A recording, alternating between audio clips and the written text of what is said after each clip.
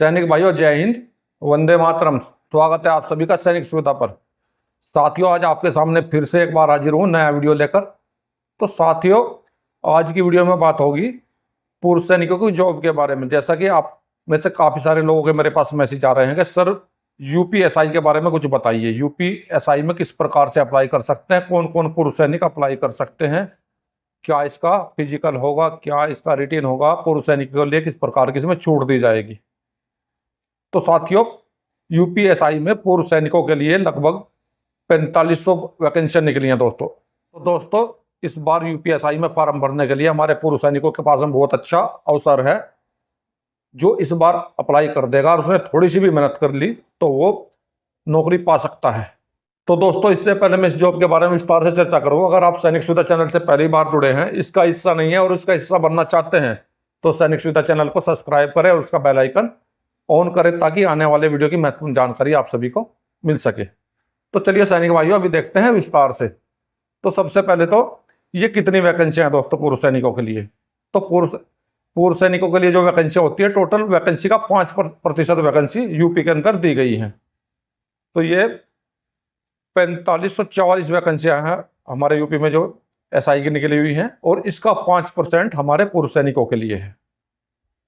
अब देख लेते हैं इसमें क्या क्या एजुकेशन पूर्व सैनिकों के लिए रखी गई है।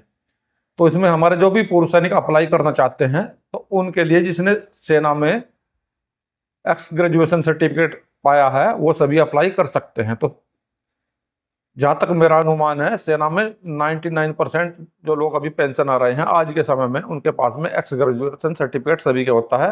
आप उससे अप्लाई कर सकते हैं।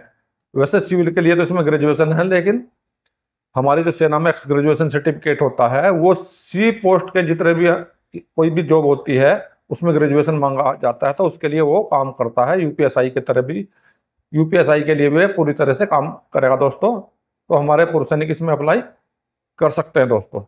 अभी बात करें इसकी फीस के बारे में, तो हमारे जर्नल और ईडब्ल्यूएस वाले हैं उनके लिए 500 रुपये फीस है दोस्तों। इसके अलावा जो भी हमारे SC ST वाले हैं उनके लिए 400 है, लेकिन हमारे पूर्व सैनिकों के लिए भी 400 रुपये फीस इसमें रखी गई है।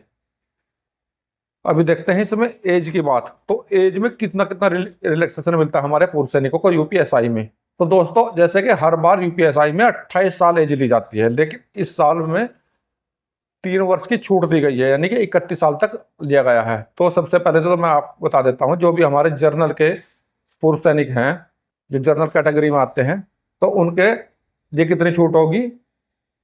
तो उनके लिए जो उन्होंने सेना में जॉब की है वो प्लस उसके अलावा 3 साल और इसके अलावा जो हमारे यूपीएसआई ने 3 साल दिए हैं और 3 साल और इसके अलावा से और कोई छूट इनको नहीं दी जाएगी, यानी कि इनको कुल मिलाकर 6 साल की छूट भी दी जाएगी और इसके अलावा नौकरी की छूट दी जाएगी।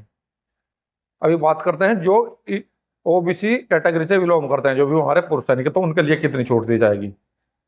तो 3 साल हमारी सेना में जो पेंशन आने के बाद हमें दिए जाते हैं, 3 साल की छूट वो दी जाएगी। उसके अलावा 3 साल की छूट और यूपी गवर्नमेंट दे रही है, तो 6 साल की छूट हुई। इसके अलावा 3 साल की कैटेगरी छूट उनको ओबीसी कैटेगरी की मिलेगी।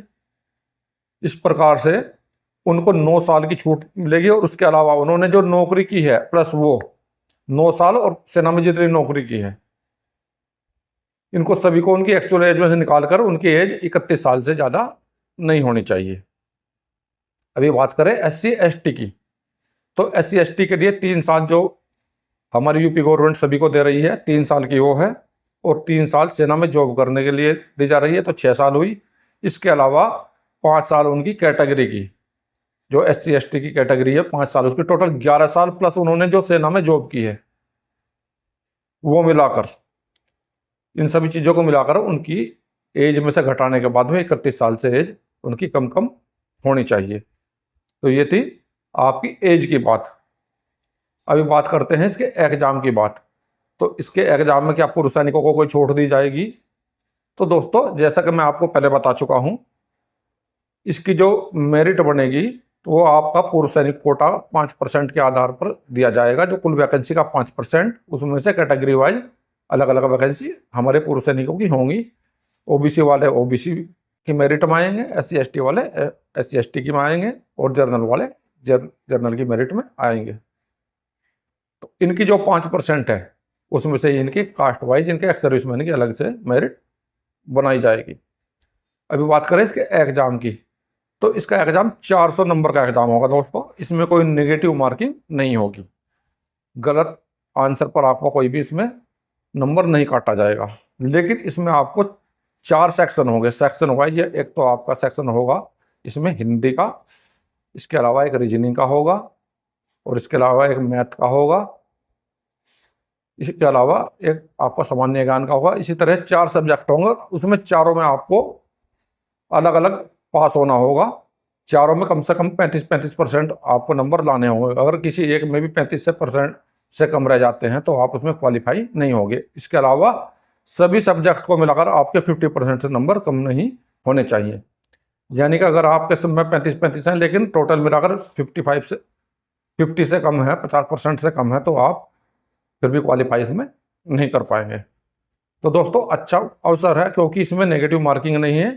अगर आप इसमें थोड़ा सा भी मेहनत कर लेते हैं, थोड़ा सा भी दिल लगाकर मेहनत करते हैं, तो इसमें आपका काम हो सकता है। इसमें आपको जॉब पाने से कोई नहीं रोक सकता। और इसके अलावा हमारे पूर्व सैनिकों को जो भी ट्रेनिंग वगैरह दी जाती है उसमें भी कोई छूट नहीं दी जाती है। हाइट वगैरह में कोई छूट नहीं होती है। वो सब कुछ सभी के लिए सेम होता है, चाहे आप पूर्व सैनिक हो चाहे आप सिविलियन हो, सबके लिए बाकी चीज़ें सेम रहेगी। और इसके जो एग्ज़ाम होंगे, पहले जो आपका एक रिटन एग्ज़ाम होगा, रिटन एग्ज़ाम के बाद में आपकी मेरिट बनेगी। उसके बाद में आपका माप तोल होगा, माप तोल के बाद में आपका फिजिकल टेस्ट होगा। फिजिकल टेस्ट में आपका जो है 4800 मीटर की आपकी रनिंग होगी। और उसका समय कितना होगा दोस्तों? उसका समय होगा आपका 28 मिनट का। ये सभी के लिए 28 मिनट है, एक्स सर्विसमैनों के लिए भी 28 मिनट है, और बाकी सभी कैंडिडेट के लिए भी 28 मिनट है।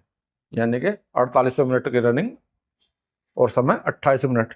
दोस्तों काफ़ी समय भी काफ़ी ज़्यादा है, क्योंकि जो कांस्टेबल का एग्जाम होता है उससे 3 मिनट इसमें फिर भी एक्स्ट्रा दी हुई है, क्योंकि इसमें आपकी थोड़ा सा एज ज़्यादा है, तो इसलिए आपको 3 मिनट का एक्स्ट्रा समय इसमें दिया गया है। तो साथियों यूपीएसआई के लिए ये मैंने आपको बताई नॉर्मल बातें। अगर आप अप्लाई करना चाहते हैं तो यूपीएसआई में, तो आपके लिए बहुत ही गोल्डन अवसर है। आप जल्दी से जल्दी इसमें अप्लाई करें और यूपीएसआई में जॉब पाएँ। तो सैनिक भाइयों, आज के वीडियो में यही थी मेरे द्वारा दी गई छोटी सी जानकारी। मिलता हूँ अगले वीडियो में यूपीएसआई के बारे में और अगली जानकारी लेकर। वीडियो देखने के लिए धन्यवाद दोस्तों। जय हिंद, वंदे मातरम।